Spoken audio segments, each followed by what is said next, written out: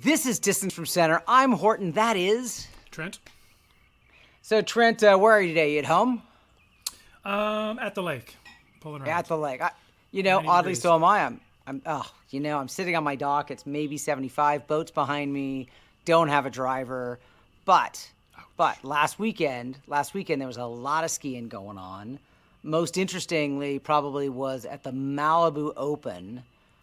I just hope everyone watched this. It was just the storylines and the multiple turns of events. It was incredible.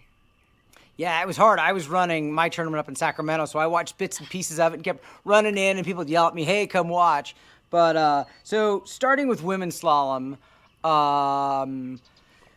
we ended up with a final of Minot, Regina, Jamie, and Whitney, with both Regina and Whitney running 39 in the prelims, which set them up for the final on Sunday.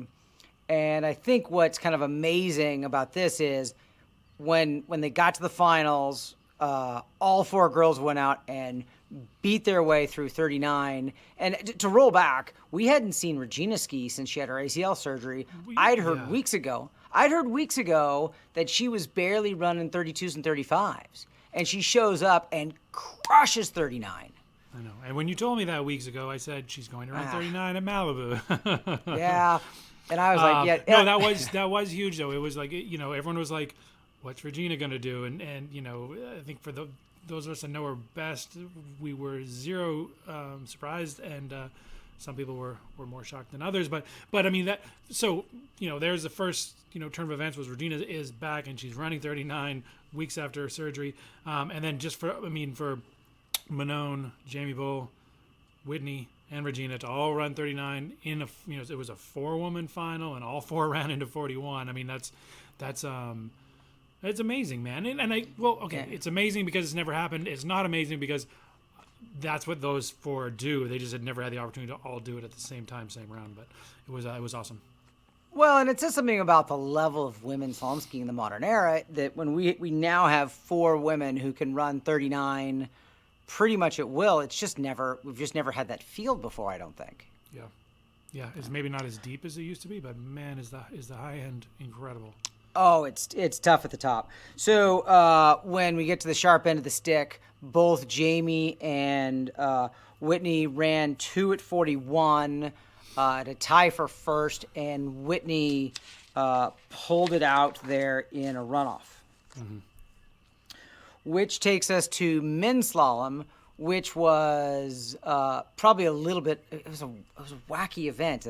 The prelims, there were some technical issues that delayed the tournament, and then we get to the skiers, and we get to the end of the prelims. I mean, when the prelims are over, Fred Winter's out with equipment issues, and Smith is in first place, followed by Detrick and Caldwell. Now. Everybody knows Detrick's a great skier, but he's not really tip of anybody's tongue until, maybe this year, but... Yeah. See, the thing with Brian, though, and for as long as he's been doing this, as I've always said about him, is he does what he can do. You know what I mean? Like, he doesn't ski... it's not like he was splashing out these crazy scores and then not backing him up when it mattered. Like, he's always just done what he can do, and so, rewind to 2 weeks ago, he ran 41 3 times in one tournament. Right. So that's what he can do. So it was not surprising at all. I mean, I was truthfully zero shocked that's where he was. I think more interesting was, how consistently good Adam Caldwell skied, and eventually skied his way to second place. But, not to say that it's, he came out of nowhere or anything like that, but he's kind of floated around from 34 to 36, and and he's put some big scores up. But man, for him to do it round after round after round with the best guys in the world standing on the dock, that was probably the crowning kind of storyline for men's slalom. Yeah. So to punctuate what you're just saying, let me go back to Brian first. The 3.5 at 41 he ran in the prelims. It looked like he was running. It was amazing. He's skiing well, man. This guy's gotten...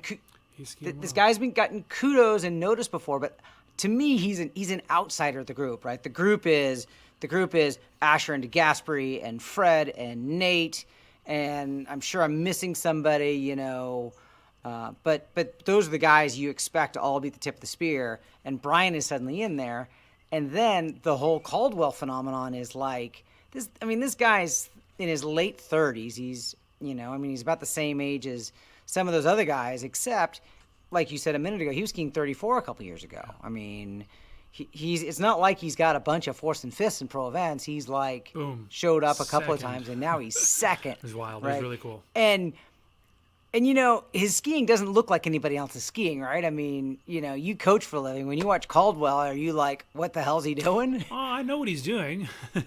Just most people can't do it. Most people. I mean, Right, it's like right. that approach. Well, you've seen the guy is stacked. I mean, he is fit. Oh. He's a big Oh, boy. insane. So yeah. I mean, it's not a mysterious approach, and it's incredibly effective for him and his setup. And I mean, it's just fun to watch, dude. I mean, how is it not fun to watch? He's sliding down the lake on his back and gets up and throws the ski to the inside of the boat guy. Like, I can think of like Mapple, check. Jamie Beauchesne, yeah, he would have done that even with double boots. But I've never ever seen anyone else do anything like that. It was incredible.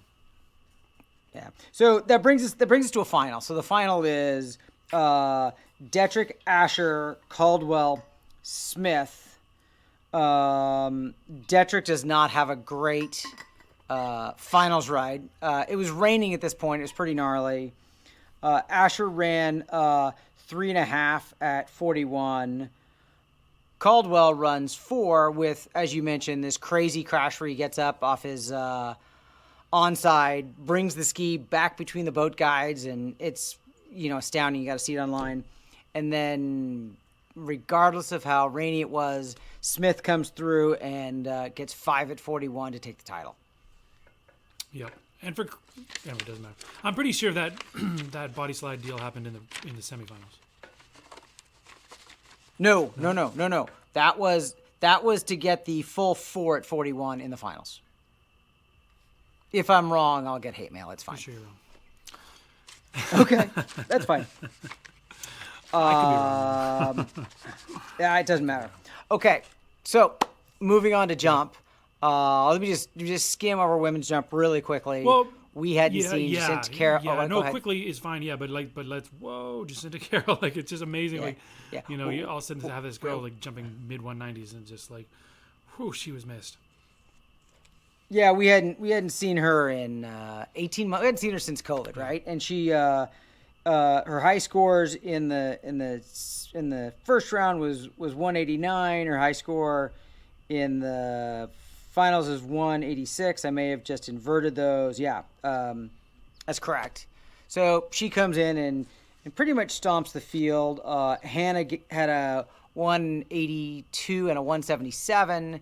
She's definitely heir apparent to the jumping title, but I mean Jacinta's just crushing. Yeah. And then I think third was Britt Greenwood. Yeah. That is correct. And I know, like, she's in that point of her career too, where she's ascending. I mean, she had a big jump a couple of weeks ago, leading up to that event. So it's there's a handful of girls in the 180s now. Amazing. Yeah, it's wild. Yeah. All right, men's jump. Again, another big upset. We're used to seeing it's Fred or it's Ryan, or back and forth. That's kind of what we expect. And I'm just going to jump straight to it and say, Critchley, longest jump of the prelims, longest jump of the finals, takes the title.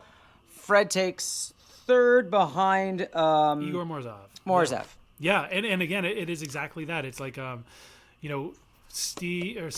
Jack looked incredible, both rounds, and he didn't look scary, but he looked like the one that was willing to push it the hardest. I know like the site's a little bit different. The 5 and 6 and 7 are onshore. The skiers are like literally inches away from. I mean, to the point where last year at the Malibu Open, Regina actually hit shore and crashed, on her setup cut to the 600. Yeah, so it's a little, they're a little out of rhythm there, and it just looked like Jack was the one who was willing to figure it out, if you will. It was impressive. Wow. Yeah. And Fred is, greatest of all time beyond doubt in jumps, and I'm pretty sure he hates losing or getting second. I wonder if there's a little bit in the back of his mind of Worlds is 2 weeks away. Yeah, when you're like paying people to risk their lives, it's exactly.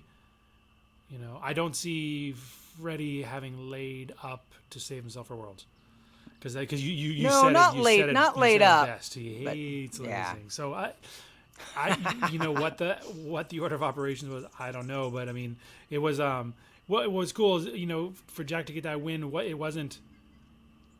He did so jumping very, very, very far. So, you know what I mean? 222 and 219 Yeah. are his two biggest Yeah. jumps. Yeah, and I mean that for that site, that's far. That's far. He looked like he was the one that was willing to do whatever it takes or whatever it took to figure it out. All right, well let's jump to Worlds. Who's your pick for Worlds? Is it Fred or is it Dodd? Or is it Critchley? Huh. I'm gonna be excited to watch. It's gonna be incredible. Yeah. Because you got Dorian, who's jumping really, really, really far. Oh. You got Joel Poland, who already showed what he can do this season, and I heard he's relatively healthy. And then Ryan, who's been out for a year. We haven't seen Ryan ski since the last Malibu Open. So he's going to go into Worlds, not been in tournament setting, and then like you said, Freddie coming off a rare loss. It's just the Malibu Open is really going to feed the storyline into the Worlds like amazingly well. So, women's slalom, you have these four women who are redlining in terms of their performance, skiing absolutely incredible, and then with men's slalom, you have these two new people. Skiing their way onto podiums and into the finals, and doing so at a high level. Right? Adams 4 at 41. Detrick's been running 41. So this, again, it's going to be Water Ski Broadcast Company. It's going to be an incredible event to watch. That's going to be one where, if you love skiing, put everything else on hold and tune in. Including the prelims, it's gonna be a good one, and it's the first Worlds in a while that's been held on a really, really good site, that caters to performance. So it's gonna be a hard one to pick any of the fields. Right. Yeah, it's gonna be. I'm super stoked. I'm glad I work from home because I pretty much just got the TV on and get some popcorn. What do you think the men's slalom cut's gonna be? It's 12 skiers, right? You asked me the other day, and I can't count back. I mean, is it? I would like to think it's going to be, 0 at 41 or 6 at 39. Do we have? I mean, it's more interesting as the top 6, but I don't know. Where do you think the cut goes for 12? It'll be if it's into 41, that'll be the highest ever. But again, given the site and given the this is a bigger field than ever, I think that would be I think if you run 39, you're going to be in. It's really easy to say, there's a dozen guys that can run 3, but I'm thinking that if you run 39, you're in. Interesting. I'd have to sit down and look at the standings list, but there's got to be 12 guys that consistently run 39. Oh, no. Yeah. You got to go down almost. I looked the other day. I think you have to go like 40 deep to get 41 scores. Right. So and it's going to be at Travers. The conditions are going to be insane. The driving's going to be great. Everything's going to be. I mean, people complain about backyard tournaments. Well, this is going to be a World Championships with world record spec on a backyard site, essentially, or it's a ski school site, but it's a perfect one. So the scores should be, I mean, I would be surprised if we didn't see another world overall record at this tournament. If Dorian and Joel are going to pull out their world record trick passes, I don't know if they're going to be more conservative than that to try to win overall. But yeah, this is going to be huge. Can't wait. All right.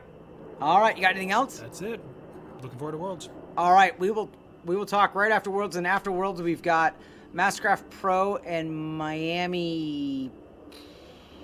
What is that, Miami? It's the Miami Ski Club has got a pro event down there. What are they calling that thing? Don't know, but I should know. Again, I'll get a hate mail for not knowing that.